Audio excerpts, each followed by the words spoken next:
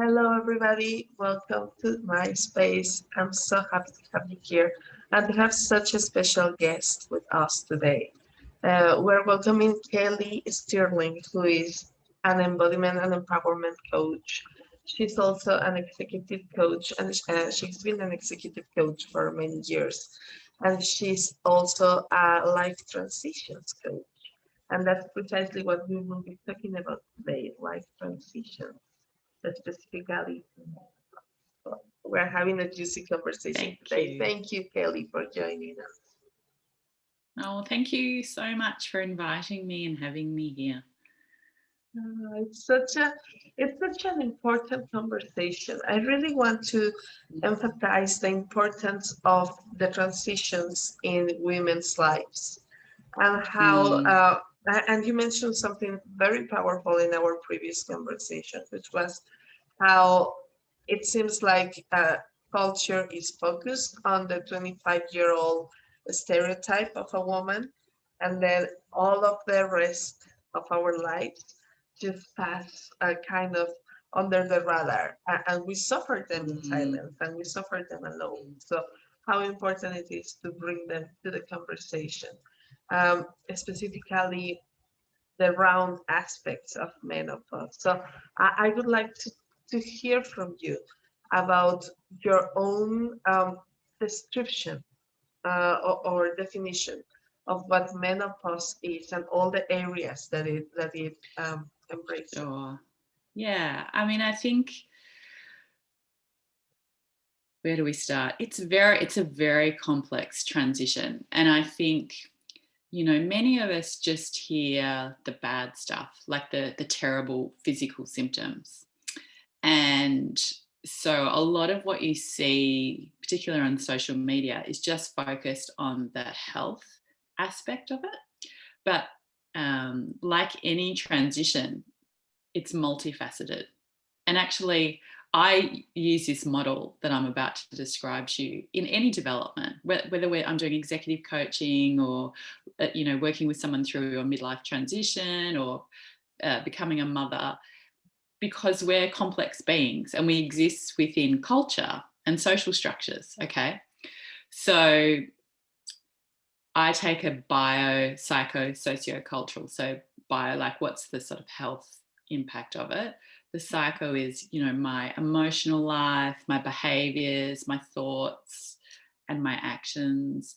The socio piece is the social structures and how they shape how we show up in society, and culture, because culture and behavior have a circular relationship. Okay. And they feed into each other all the time. So we can't divorce ourselves from what's going on in popular culture, because that impacts on how we make meaning and how we frame up what we see. So when I frame it up that way and look at it, it is a complex transition in women's life where, yes, their menstruation stops. So there's a whole lot of hormonal activity going on in that time.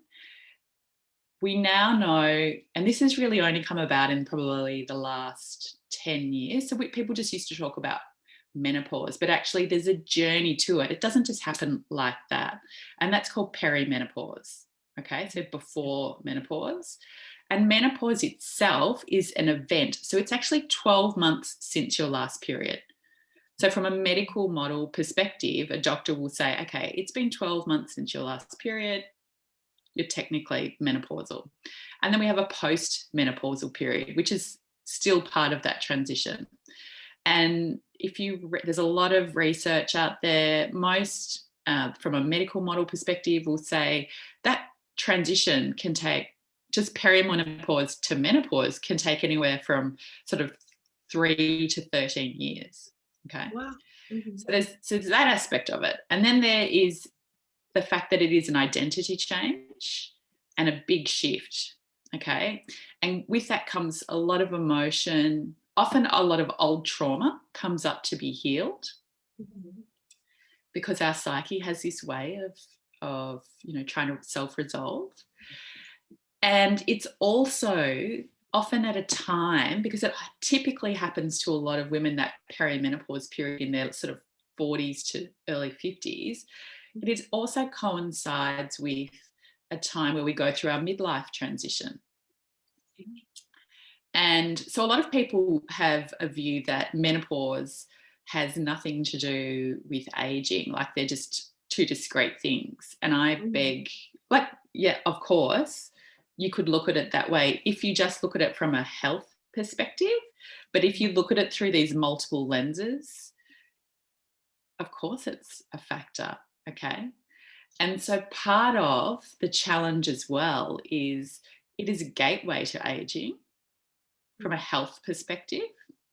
And so we are confronted with our mortality at the same time.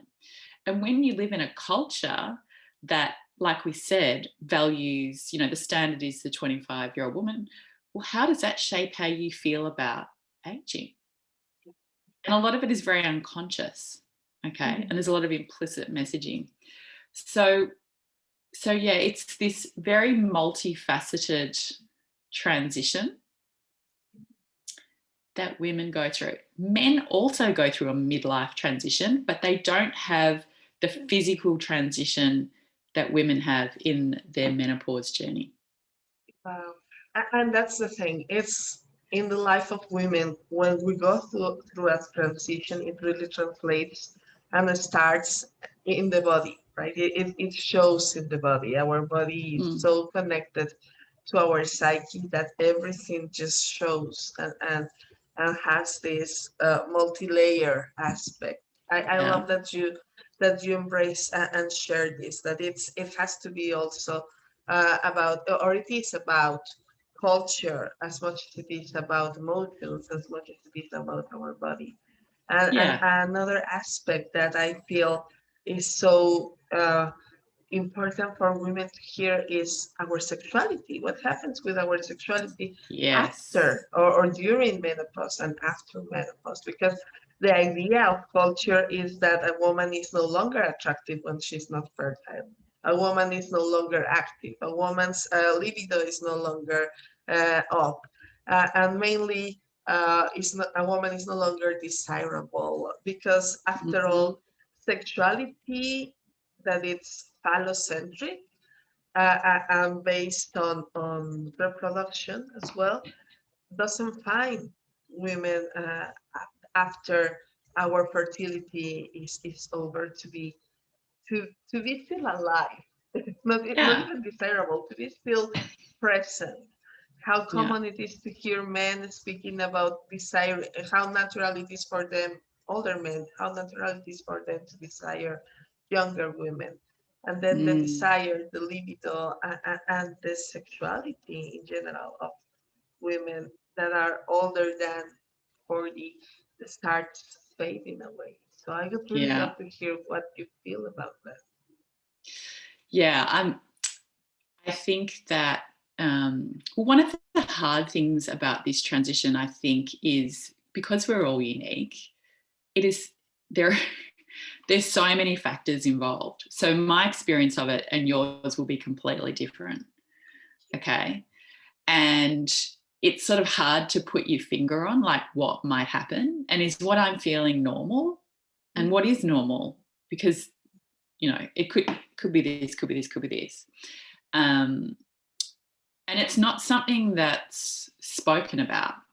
Okay. So really, I started reading about it because I'm about to turn 49. So about 5 years ago, I just thought, oh, I've got to learn more about this, and just put my head in a book, and which happened to be Christian Northrup's book on the wisdom of menopause, and went, oh my gosh, this is so interesting.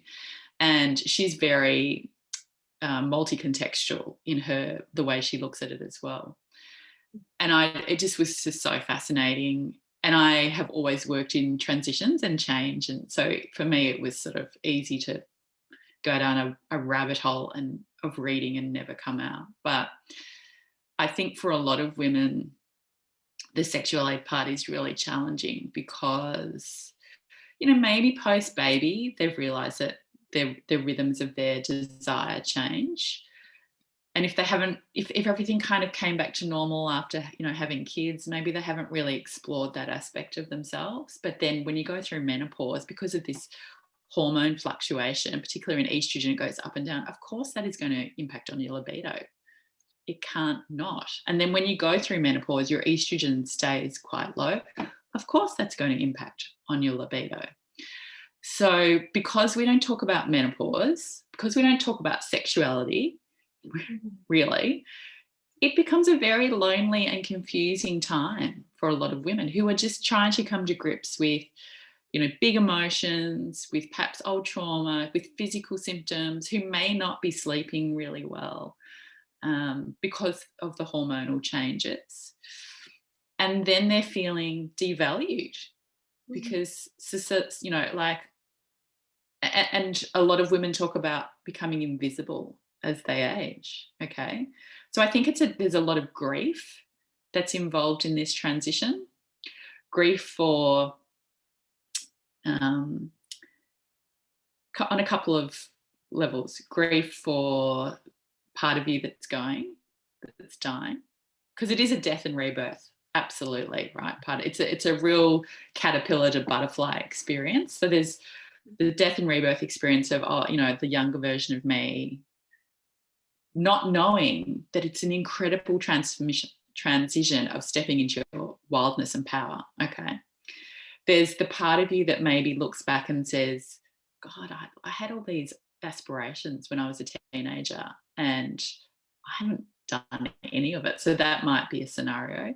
Grief over maybe your fertility ending and not being able to have children. And I have worked with many women who, even though they're in their head, I don't want any more kids, I'm done, they've experienced grief about that and then say to me, this feels really illogical, like it's not rational. I said, I know it's not rational. Of course it's not. That's why it's confusing, that you could, part of you could feel like this and another part of you could feel like this. Okay. And just grief of accepting that, wow, you know, I am getting older, because inside we probably still feel like we're 22 or 23. So it's that facing your mortality, and I think I wonder whether sometimes that's why a lot of people avoid it. There's just an unconscious, I'm not an old person, I don't feel old inside. Yeah. So when it comes to sexuality, I just want to say that it is not the end of your sex life. It's not the end of you as a radiant woman. Okay. And I think actually this could be a really good time to explore yourself. Like, you and I are personal development junkies, right? Because we work in this area. So we love doing all that exploration. But I have to remember, and I know you're the same, that not everyone loves it like we do. And so as you start exploring, you know, your emotions and and why am I so angry and what's that all about? And we can talk about that. Sexuality has to be part of the equation, because your sexuality is not divorced from you as your emotional life, your relationships. It's not something that's mutually exclusive. It's such a foundational part of who you are. So I see it as a great opportunity, if you've never explored that part of yourself before, to just dive into it and discover what's pleasurable for you, and you know, just every aspect of sexuality. I think it's a good stepping off point to go, right, I'm just going to explore this side of myself. I love that. And I feel that it's so important, what you mentioned about exploring our mortality and where we are going from here. Because we focus so much on the things that we lost, right? Oh my God, I lost so many years. I lost so many opportunities. I lost so many whatever. And we feel like it's over because we lost our youth and our opportunities and our dreams and it's time to start creating new dreams, new hopes, new goals to rebirth. Go to. Yeah, the part of rebirth is so important. Yeah. So from that, I think, I say to women, no, it's fantastic. Remember the feisty, before you got your periods, before the estrogen came in, because remember, estrogen is a hormone of accommodation. Okay. Mhm. And you're this like maybe 10 or 12 and you're like feisty and you had big dreams. Well, you might find that you're reconnecting with that part of yourself. And it's a time in your life where you're like, what's my life all about? What is Yeah. purposeful? What is meaningful? What do I want to do? And actually, I've seen so many women in this transition create new businesses, certainly rebirth themselves, just find an incredible inner radiance inside of them. Like they are thriving, okay? And just step up and just strut their stuff and go for it. Oh my gosh. So I think it's such a great opportunity, and that's you're stepping into your power, and there's something fabulous also about where we have popular culture in our face all the time, and whether you like it or not, there's this comparison thing that goes on. Even the most self-assured person sort of looks at okay, but there's something that happens in this transition where women let go of that because they're really deeply inquiring to who am I and what is this all about, and finding that sense of self from deep within and not looking for external validation, okay, to mirror back to them who they are. That's where finding their inner wildness. So with that estrogen declining and that veil of accommodation going down, that's where a lot of the emotion comes up, because we start to see the world as it really is, and we see the injustice. And we don't have that smoothing over hormone. We have that feistiness we had when we were 11 and 12, and we're like, I'm not happy about this. And a lot of women find their voice in this transition. So I was talking to a friend of mine on Saturday, and we were having a bit of a laugh, and she's had a bit of a tough week, and we were talking about what has been the gifts of this. And she said, oh my God, can you believe I swore at someone in the street? Like, she's a very collaborative, collegiate person, okay, and told them to F off in the middle of the street, which is so not like her. And I was like, yay, this is fantastic. So just sticking up for her boundaries and, calling out inappropriate behavior. And I see that time and time again. And so what I see with many women is they get really interested in sort of broader community issues and the big issues in society. And I'm like, well, what if our purpose as women at this time in our life is to be the custodians in the community, is to look after the generations behind us coming through, is to focus our efforts on how can I support, the thriving of the generations of people coming behind me. Oh my gosh, I want to take back this phrase. I think it's so powerful. The estrogen is an accommodating hormone. That is just like that phrase. I really hope that everybody writes it down, because that is so true.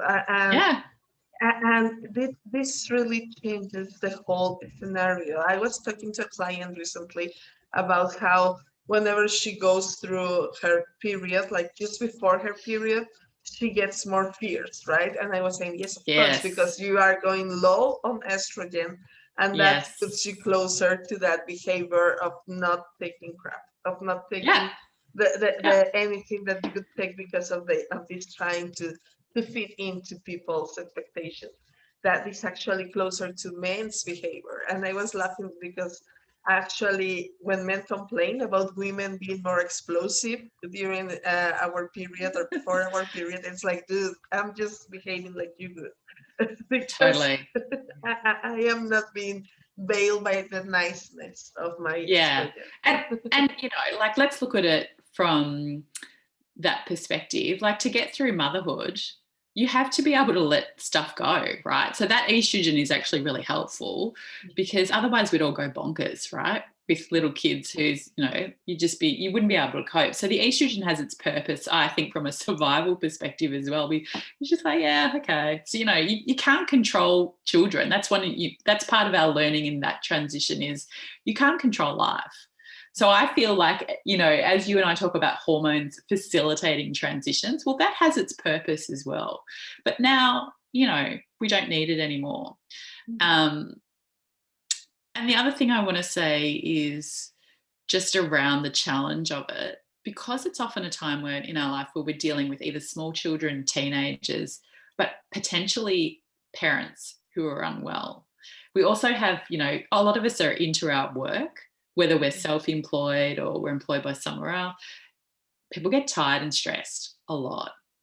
And stress is not good when you're going through your transition, because cortisol as a hormone can cause, if it's this constant cycle, and when your hormones are already fluctuating, it can just put everything into a really negative spin. And so it's not uncommon to find a lot of women in adrenal fatigue at this time in their life as well.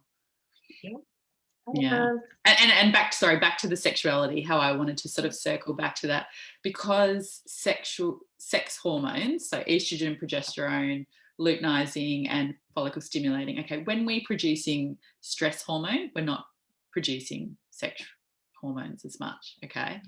And you and I know that those hormones are actually really good. So when we're focusing on pleasure, and this is why exploring your sexuality is such a fabulous thing to do, because we have to learn what is pleasurable to us, okay, and create some new neural pathways in our body to reconnect with our sexuality. Okay, so when we take this as a practice, okay, sexuality is a practice, we're actually creating pleasure in our life, whether it's through our five senses or through our self-pleasuring or just with a partner. When you produce sex hormones, you don't produce stress hormones. So there's a benefit to exploring your sexuality. Does that make sense? Totally, and that's so important. So cortisol puts down the pleasure hormones, but the same goes the other way around. Pleasure hormones put down cortisol. So we need that to survive. It's actually a need. Otherwise, we just get run down by stress, because totally it just becomes bigger than us. Yeah, and the cortisol can also throw out your melatonin and serotonin, which impacts on your sleep cycles. So a lot of women have trouble sleeping at this time. So it's really important to manage the stress, to sleep, like just to get that sleep, because when you sleep at night, your body's doing its physical repair in the first part of the night, right? And so as our estrogen declines, our collagen declines, we need collagen for muscle repair, for bone repair, okay? And then in the second part of the night, our psyche does its work. So there's a lot going on in our psyche at this time in our life, because it's helping us through this transition. So we really, really need our sleep. It's really important. And diet is a really big factor as well, because what we eat also impacts on all those hormones as well. So I just say, like, as in any transition, it is a great time for review, for like almost doing an audit of your life. What behaviors do I have that I don't need anymore? What's not helpful to me? What are maybe is there any childhood trauma that's coming up that needs to be healed? Are there childhood patterns that are not serving me well? Looking at it as a gateway to setting yourself up to live well in the second half of your life. Okay. So if you look at it from that opportunistic, it's hard. And think of what a butterfly goes through to become a butterfly. Like in the cocoon, it kind of turns to mush in there, and then it becomes this butterfly. So there's going to be a challenging period. So whether you're feeling the physical symptoms or you're just struggling emotionally, and all the midlife stuff's coming up, you're questioning everything, take the opportunity to dive in and do some self-exploration.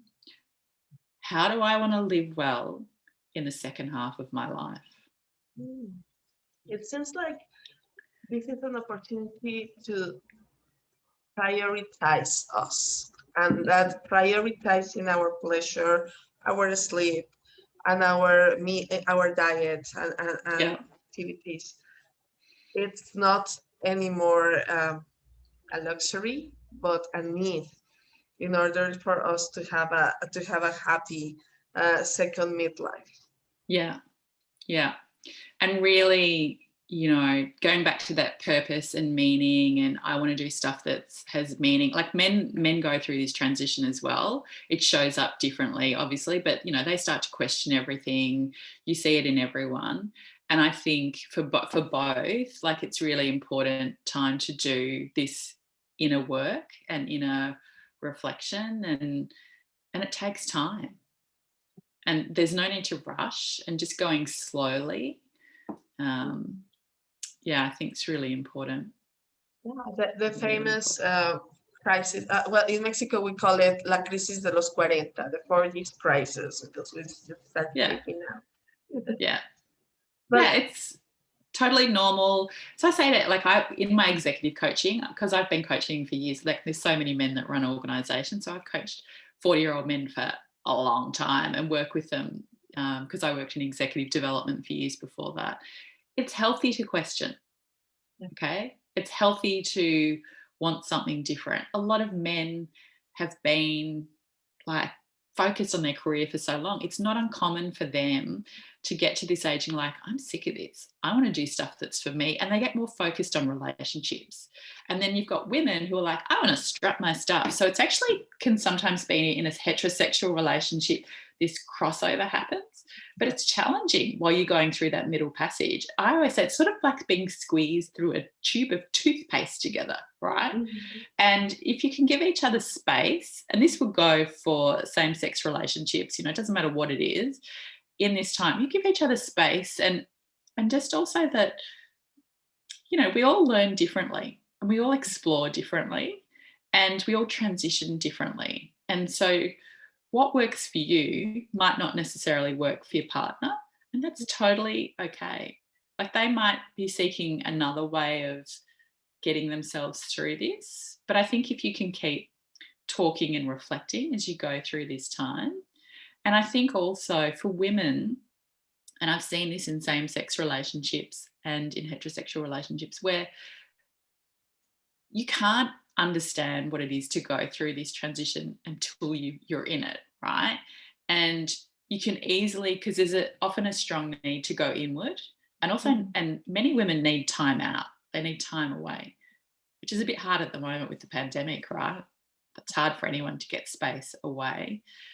But to keep, it's almost like educating your partner about, because they're like, what is going on with you? And I had a friend probably about 6 years ago. She said to me, she's in a lesbian relationship and her partner was much younger, and she was going through all of this, and the partner was like, I don't even know who you are anymore. And that's really hard. Yeah. Okay. That's really hard. And so, just talking about it and being open about it does wonders for both of you, but just all the women in your life. I think it's very healing to be able to have these conversations. Totally. That is so important. And the timeout, I can see how that scares people, because suddenly we start being less indulgent. We start questioning our life choices. We start wanting something else from life, and we start needing time out. Of course, that sounds scary for so many people, and of course, it sounds like something made for stories. The crown of the tales that went into the forest and started over, and it's the witch that it's the healer of the town. That's so much the stories of women that went into that stage. Yeah, for sure. Actually, what I learned of Jane Hardwick Collins, and I think Cedar Barstow taught her this when I sort of read down this line. So she's created that maiden mother crone cultural narrative we had was probably more suited to when we only lived till 60, 50 maybe. So they've sort of come up with another stage, which is called Marga, which is sort of that, that transition time to about 70, and that crone is after 70. And the Marga, so Marga is the female of Magus, which is the Portuguese for alchemist or sorcerer, okay? So the way that I explain it, and if we go back to our seasons, you and I, we all talk about this. So when you're a teenager or you're going through menarche, spring season, mother, summer, marga, autumn, crone, winter. So it is the time, the marga time, where we harvest, like autumn is harvest time, all our skills and experience of our life to date. And we really, really get in there and use that. Okay. And so when you look at it through that frame and you frame it that way, I've a lot of women, when I talk to them about it, they're like, oh, yeah, that feels really good, right? Because we see the crone, because we're afraid of that crone energy, so that dark feminine. Mm-hmm. And we'll get onto that in a minute because you and I have talked about this before. But when you look at it from that marga stage, you know, oh, actually, this is a time of bringing everything to fruition. That feels way more empowering because we know we've still got so much life within us. Thank you. That is so important because exactly the archetype of the crone seems like already somebody that it's just going out, like the old lady that it's just Done. And it's not. I mean, it doesn't necessarily. And they're not done. They're not done by any stretch of the imagination. But... Yeah, of course, they still have a long way to go. Well, not a long way to go, a lot to give, but so they already recognize that it's a winter. Yeah. But there is a need to recognize and to name the fall, the whole season of the fall. And I love the word. Here in Spanish, it's the same word. We use maga as well. Yeah. Okay. It's a great word, isn't it? And, you know, in terms of that sorceress, alchemical, you know, so I say the perimenopause transition is alchemical, okay? Like it's it's a magical transition. And so it will, you know, it might feel very hard at the time, but when you get through the other end, you know, and if you say, okay, this is a gateway to aging, I need to start taking care of myself. And as one of my doctors said to me recently, we were just talking and he said, well, you know, he's 52. He's like, we're just at the time in life where stuff just starts to go wrong. And so, you know, when I look at it from that midlife lens, and I say to people, well, you know, part of looking down the barrel of aging and accepting your mortality is acknowledging that, yes, you are getting older and your body can't do all the things that it used to do. And we know this because we get stiff after we go for long walks or go for runs or whatever. So, yeah, like how about part of accepting that is deciding to really look up like that self-care. It's a really important time to learn self-care. And that, you know, when we have our period week, you know, it's okay to rest. And this is, and I say to women, you know, you don't have that, you don't lose that cyclical side of life once your period stop. You just start aligning with the moon from an energy perspective. And so when there's a new moon, you probably will be really tired. When there's a full moon, you probably will be full of energy.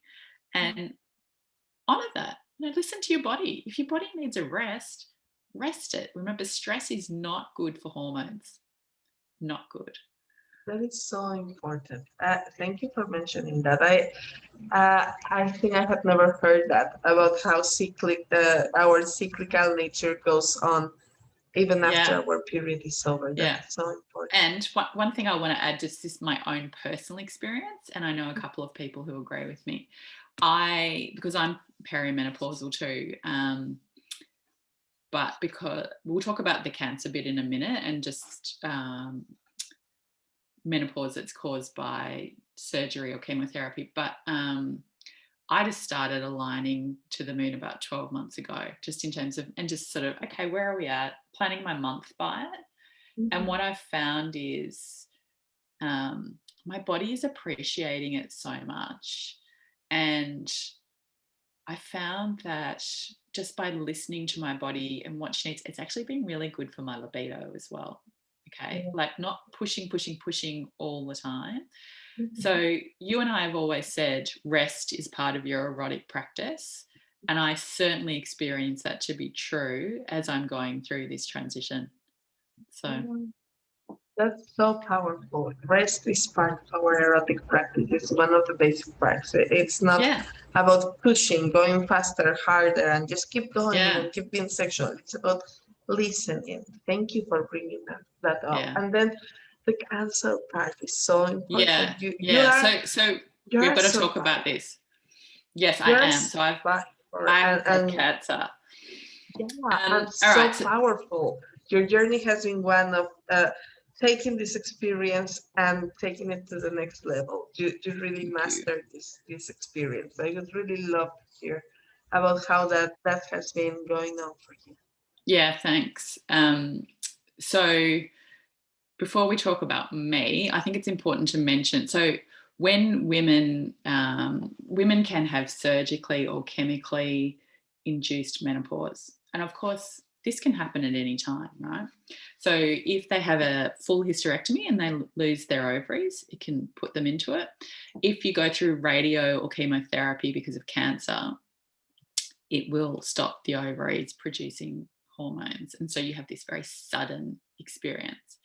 And for most women, they come out of it and go back to normal. But if you are close to perimenopause, this was what my oncologist talked to me about, it can tip you into menopause. Okay. And then obviously, if you lose the ovaries, it'll tip you in. So the experience of, and what happened to me is, yeah, it put me into menopause for about 4 or 5 months. And then I came back out into peri because my periods came back. And so what most people experience is a very sudden and aggressive type of menopause symptoms. But again, it's varied, right? Because we're all different and unique. Um, and the treatment process when you're going through chemo is really intense. It's really hard on your nervous system. People have surgeries that are really invasive depending on where their tumors are. If women have breast cancer, like that's a really hard process for them to go through, particularly if they have to have a mastectomy. But I think any surgery on your breasts is really hard because it's such a part of our femininity. And it's really hard. Like it's hard not to disassociate from the body when you're going through that treatment because it's so full on. So I had colon cancer. So I had surgery on my colon 12 months ago. No, a bit longer now. Where are we up to? May. So about 14, 15 months ago. And I was lucky I had a really talented surgeon who did a laparoscopic surgery. And that in itself is quite full on because in the colon is a large part of our nervous system. And so part of cutting my tumor out, they had to move the colon around, and that's very unsettling as well. And then I went into chemo. So because they found cancer in some of the lymph nodes, and really, really hard. So I did somatic experiencing therapy the whole way through because I've got so much somatic training and I'm very connected to my body. I was like, okay, I do not want talk therapy. I need to be able to stay connected to my body. Feeling is my dominant sensory intake in the world. I'm such a feeler.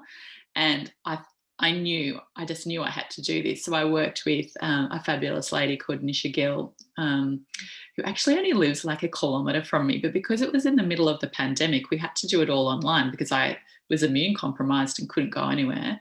And we were locked down anyway. And that was just such a nurturing process for me to go through. And so much stuff comes up when you go through the treatment. And I also worked one-on-one with a chiropractor who I've been seeing on for years, who is a network spinal analysis person, and he specializes in trauma, and he's been through treatment for cancer himself. So it was really great to have these people guiding me. And then I had a wonderful friend's mother, Eileen, who did Reiki with me every time I had treatment. And so having those three really wise souls kind of guide me through the process was really beautiful. And I felt very held and supported through my treatment. And I just used a lot of the really simple practices that we were taught in our training to stay connected with my body. So often it was just self-massage and just talking to my body all the time. and telling it how amazing it was. I used to do a lot of sound and vibration work because every time that you have a treatment, it puts your nervous system into fight and flight. So you sort of, so you get a lot of energy. Well, I did. Some people might go into freeze. I had a lot of energy up here. So I used to sing a lot in the shower. Yes. I'd get in the shower and I'd just sing, put mantras on. I used to sing to mantra music a lot, and it just moved a lot of that energy out here. What else? And the thing that I did that was the most nurturing in terms of my own self-care was really using my 5 senses to find pleasure every day. So whether my husband and I walked in nature a lot, which we do, we walk every day anyway, we walk about 10 kilometers now, but physical exercise is very good when you go through treatment to move the drugs around your body. So there's a lot of research into the efficacy of physical exercise with chemotherapy now. It has very supportive. So I walked a lot. I would walk around looking at people's gardens, down the river. We live close to the river in Melbourne. So we did that. I really got a lot of pleasure out of feeding my body good food. So my body craved a lot of fruit and vegetables during the treatment, and just, sight, music, like just stimulated them. And actually just finding pleasure in that was a really foundational way of supporting myself through it. I think it really helped me, actually. And it gave me a focus each day. I'd be like, oh, what am I going to do today? Oh, okay, today, what am I going to cook for myself today? What could be a really lovely, simple meal that would be really nourishing to my body? So using those 5 senses. And I sorry, just one more thing. Yeah, so I think what happens when women go through all this treatment, get put into the menopause, hormones are like boom, right? Some women afterwards, like if they've got a tumor that's been caused by hormones in its first place, so they then go on a lot of drugs that suppress the hormones, so that can be something they can be on for a long time. So that's challenging because, again, the estrogen's going low, and it's happened really, really quickly. I met a lovely young girl because I have to have surveillance every year, like a lot of tests and scans and constant checkups. And at my last CT scan, we were just talking, and she told me that she had found out she had a type of lymphoma 2 weeks after she'd given birth, and her child's now 18 months old.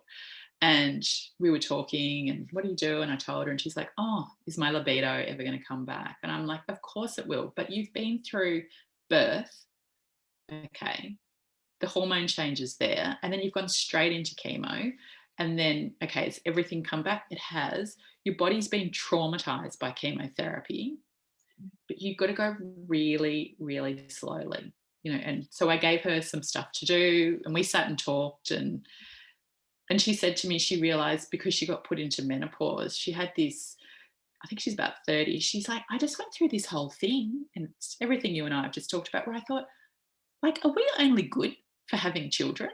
Like, do people not care once we've had kids? Like, are we worth nothing?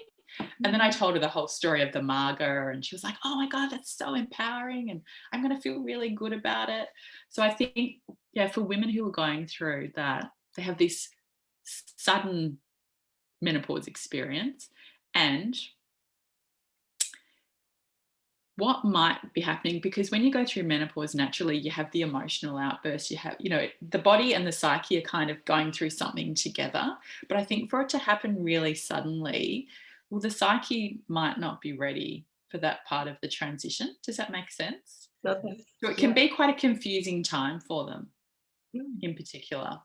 But for me personally, just that looking after myself, I realized really quickly it was my full-time job during the treatment. It was my self-care.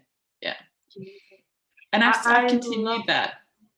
I love this description that you made about how your body was craving, or the body during cancer is craving to dissociate because there's so much going on. Yet again, the medicine is to reconnect Yeah. with pleasure, and through the little details. The pleasure as the pathway through pain. Yeah. But simple baby steps. Yeah. because that's all I could cope with. And I think that would be the same for anyone going through this. Yeah. Is, start small, go through your sensuality, your five senses. Yeah.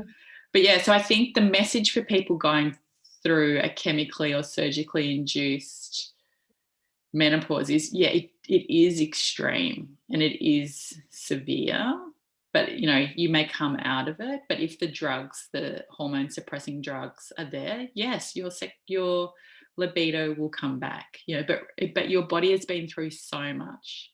And like you and I say, post-birth takes time. Well, I don't think it's any different. The message is any different, is to go slowly and find that safety in your body. What is pleasurable to you, using your sensuality, but just go really slowly. Titration, drip by drip. I don't know if that is common practice. I don't think that is common practice in other parts of the world, but here in Mexico, just some years ago, the generation of my mother and maybe just a generation in between my mother and me, um, doctors would take away their wombs and their ovaries right after birth. Like, okay, you don't need them anymore, and they could be removed.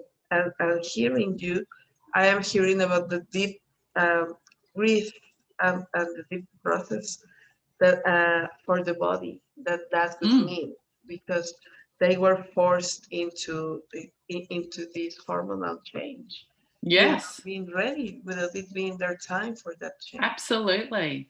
And there's grief when you have faced with a life-threatening illness. There's a grief process that you go through. It comes in waves. And I read something the other day that really resonated with me. Um, so when we go through that crone phase and that sort of near-death time, it's really dark, deep time, that women in particular who go through a life-threatening illness can have that same experience of being close to death and that darkness. It's a bit like, in birth, how you get quite close to death because you have to completely surrender to go for the cervix to dilate. And then, the actual contractions, it feels close to death. It's a similar thing. Does that make sense? Yes, totally. Yeah. So, I think, when you hear it articulated, you're like, yeah, okay. But you're And right. then, There's the waves of grief for everything they've lost, plus the grief of, oh my God, I've just been through this horrendous experience of having this terrible illness. and then the darkness. I love that you bring that up because that's something that we also wanted to discuss. The Yes. archetypes of the darkness, the dark women, the Yeah. dark parts of us that we go and recover during this time. That's so powerful. Yeah. So, where do we start, Sasha? This is so complex. I think there's let's talk about the emotions first. So I think part of menopause transition is those emotions that we don't like to sit with. I call them the swampland emotions, but the grief, the sadness, the anger, the frustration, okay, that we've perhaps pushed away. So they come up because our psyche's like, deal with this, okay? So learning to marinate in them. And for me, it kind of mirrors the creative process a bit like when I'm making a painting. I Mhm. do a bit and then I just walk away from it. Okay. So I think part of this transition with the emotions is being able to just be learning to be with them and marinate in them. And, the tantric view that we love, that actually when you sit with it, there's always something on the other side of it. Right. So in grief, you find gratitude and love on the other side. And in sadness, there's often a lot of love on the other side. Okay. It always leads to somewhere, especially anger, because women's anger is not accepted anywhere.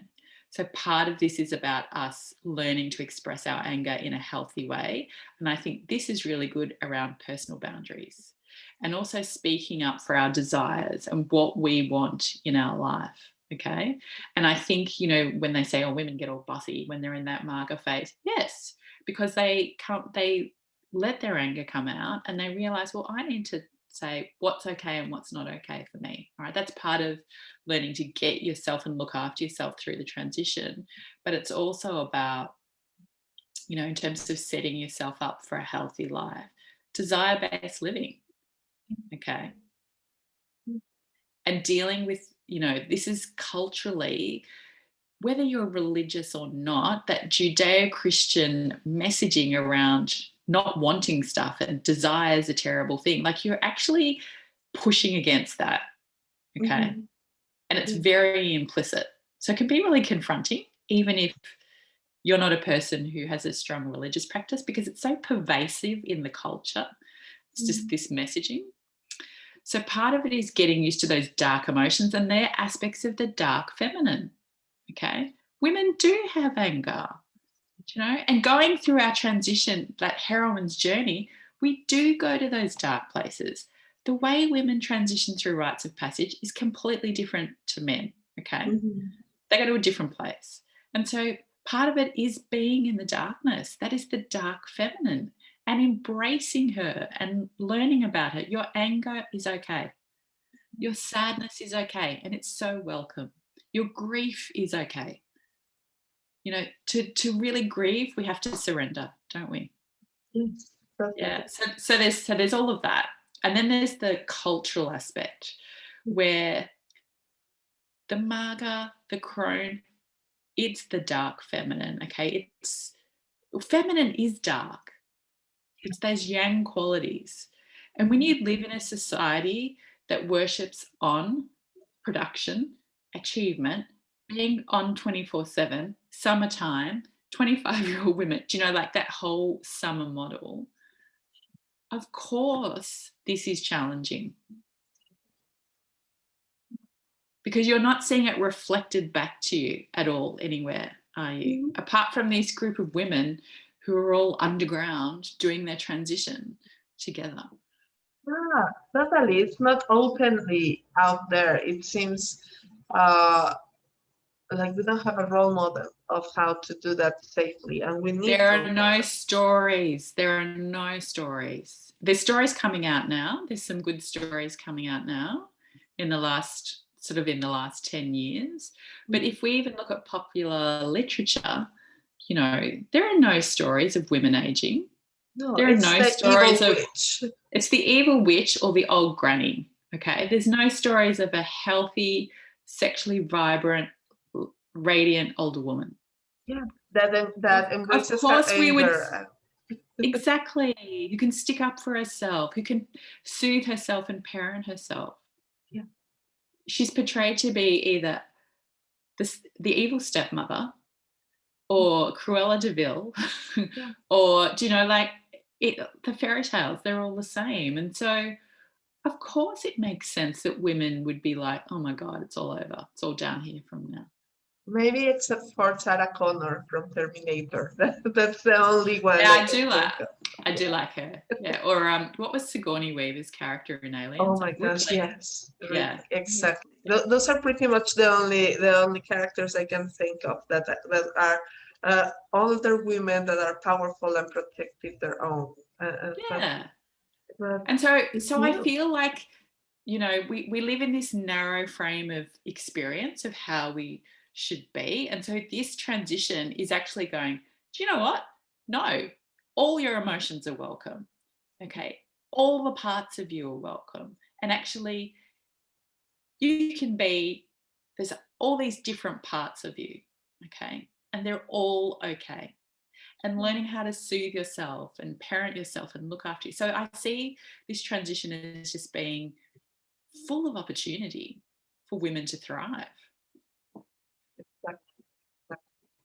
This is such an important conversation, and I wish that more women get to be seen in this stage in their lives, that it's more common to see these women. I think of our closer cousins in the animal kingdom, the bonobos. Yes. where they are a matriarchal society, where it is the older matriarch who is the one in charge. I think Yeah. that is something that we need to see. We need to when I see people protecting the patriarchal model of domination and power and survival of the fittest, and I just remember that it's not all that is. That we also have this other model that is not that known, but it's still very present and it's the one closest to us. Yeah. Yeah. You know, there's I was reading recently. I can send you the link so you can put it in the notes. There's been quite a bit of research done around menopause in terms of animals. The only species that go through menopause are humans and killer whales. So there's about 4 different types of killer whales. And when they've observed, you know, with all this research that's been done with the whales, the role of the granny, they call it, is to look after the younger ones and make sure they're okay and help out the parent whales. And just look out for the whole, I don't know, what do you call a group of whales? It's not like a school of fish. I know they have a term, I can't recall it at the moment, but to look after the whole community, like, and to keep that sort of broader conceptual view. And, you know, why would we be any different, really? And then I read a PhD thesis, a lady who did it on the Hazda tribe in Tanzania, and she looked at the reproductive, what was the actual description of it? Look, basically, she just looked at the reproductive journey of women, essentially, in the tribe. And typically these women started having babies when they were 16 and just continued to give birth until they were about 42. And they typically went through menopause transition at 42. Mm-hmm. And what they found was no physical symptoms. Role is valued in the community. The only physical symptom was vaginal dryness, which of course is from estrogen depletion. And that's completely normal. And these women then start becoming foragers. So they're out there, they're doing a lot of exercise, they're out there walking all day, sometimes 10 to 20 kilometres. They're foraging for food. They often eat all the time when they're out there, so they're quite healthy, looking after themselves. And then they come back and they bring all the food back to the community, and they help look after the children, their grandchildren. So it's not uncommon in this tribe for them to become grandmothers in their 30s, because remember, they started having babies. So their eldest child, you know, starts young as well.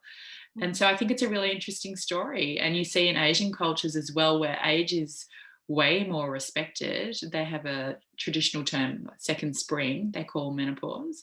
Mm-hmm. And women seem to have less symptoms. They still have symptoms. And I know this talking to my friends in Singapore and Hong Kong, but, you know, people respect the elderly much more in Asian cultures than they do in a lot of Western cultures. So, and noticeably less physical symptoms. They still have the emotional transition.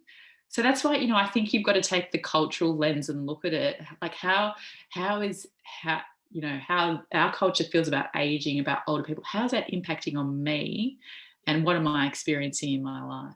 You can't divorce it from part of the process. That is so important. The cultural lenses, where these cultures call it a second spring, while our culture pretty much buries them out. Like see you later, alligator. Yeah. So, and to see these women having, I see videos of women in Asia that are as physically strong as they were in their younger years, because they remain strong and they remain connected to their bodies more than anything. They do, you know, and I've times where I love it when I've been up in China for work, or, you know, you walk around in some of the bigger cities and there's all these elder people doing qigong or tai chi, like they're moving. They're not like hardcore lifting weights, but they don't stop moving their body all the time. So that you walk around a lot of Asian cities and you see older people just out there doing stuff. And often working to quite an old age as well. You know, and they might have economic reasons for doing that, but then again, that is much cheaper to keep active and healthy, and keeping a good diet and sleeping well and taking time for self pleasure and self care.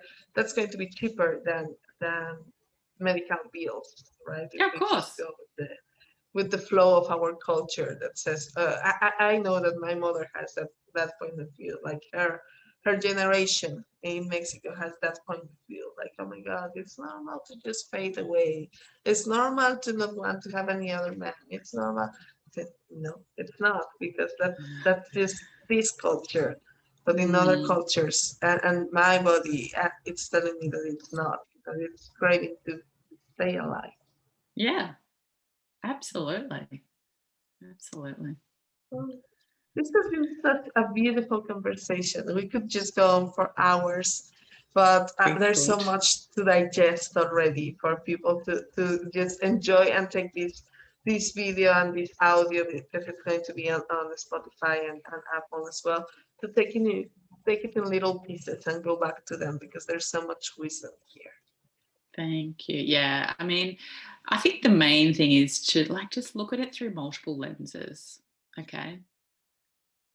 And Uh, just be really careful about what you're like when you're reading, like, and I encourage you to go out and read, and I can give you a list of great books that you can put on your website if you want. Like, look at it, just go, that's a perspective. Okay. And there are some great books like Christian Northrup's book, Susan Weed's book, she's a herbalist, that talk about it in a multi-dimensional way. But, you know, look at it through multiple lenses. Your transition journey is unique, and the power of community. So when we are going through transitions, our foundations are a bit shaky. Okay. So being around other people who are so okay with how we are is one of the most supportive things that you can do.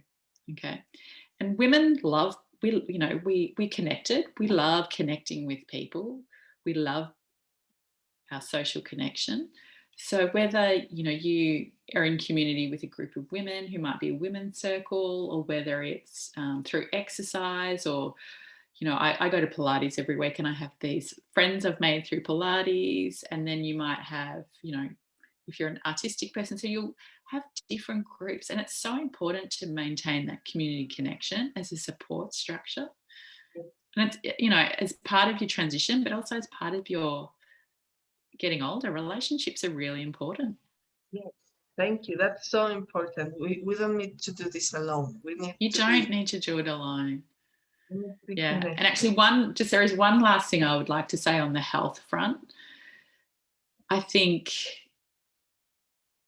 you really need to make a decision about how you want to participate in your health. This is just my personal opinion, right? I just want to put it out there based on my own experience. So there are some really good books out there, like The Wisdom of Menopause. Lara Bryden's got a great book called Hormone Repair Manual. So how do you want to contribute to your health? Do you want to have a collaborative relationship with your health practitioners, or are you just going to do what they tell you to do? Okay. So in terms of your personal agency and being able to advocate for yourself, if you want to be in a strong position to do that, then go and educate yourself and read up. Okay. If you want to have that collaborative relationship, so I'm like, if you want to be the CEO of your health and have a whole lot of advisors around you, and you can go to different health practitioners, you can still go to a GP, you can go to a naturopath, or your chiro, your osteo, but you're in the center. Put yourself in the center of the circle. Okay. I think a lot of doctors now are wanting to have more patient-centric cultures, but that is reliant on us taking that responsibility for educating ourselves. Okay. And it's so important. And just pushing back on them, right? And questioning them and asking them, particularly when it comes to the hormones, right? Really understanding what's going on there. And there's some really great different programs out there that will help you understand and make informed decisions about what's the right thing for you. Yeah. Yes, yes, yes. Thank you. That is so important. Being in charge being connected, being in the center. I love that, being in the center of your own health. Yeah. That's why I'm like, you're your own guru. You know, you and I talk to people about this with the coaching, but I feel this transition from an archetypal perspective is really about coming back home to yourself, to the essence of you. And so with that in mind, you know, if you put yourself in the center and the circle around you, and like all this, there's a lot of information out there. What's going on with me? You know, I'm the CEO of my own health, of my emotional health. Okay, what's going to be helpful to me? How do you talk to doctors? Okay, how do you talk to them about and ask them questions? Thank you. That's really a great recommendation. And with this, that there's so much wisdom that people can take with that. I'm really so grateful because there's so many things. Like to hear to this conversation more than once, just take notes because there's so much power in this.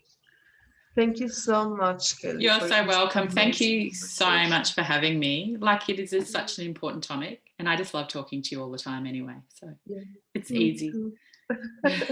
Thank you so much. Where can people find you? Because you do have programs and you do have also your coaching practice and group programs. I do. So my website is kellysterling.com. And I coach one-on-one, and then I run, like in a teaching role, I do a group coaching program for women in menopause. I run a program called Reconnect, which is an introductory bring you back into your body. I am on Instagram, Kelly Sterling, and I have a group on Facebook called The Heroine's Journey. So if you can find it. If you can't find it, if you just go to my website, on the front page, there's a link to get through to it. Yeah, I will add, of course, your links in the description so that people can find you directly from this conversation. But thank you so much. It's so valuable and it's so important to have this connection and people to work with during these journeys. Like, we don't need to do it alone. Don't need to do it alone. Yeah. Thanks, Sasha. Have a beautiful, beautiful day. Thank you. You too.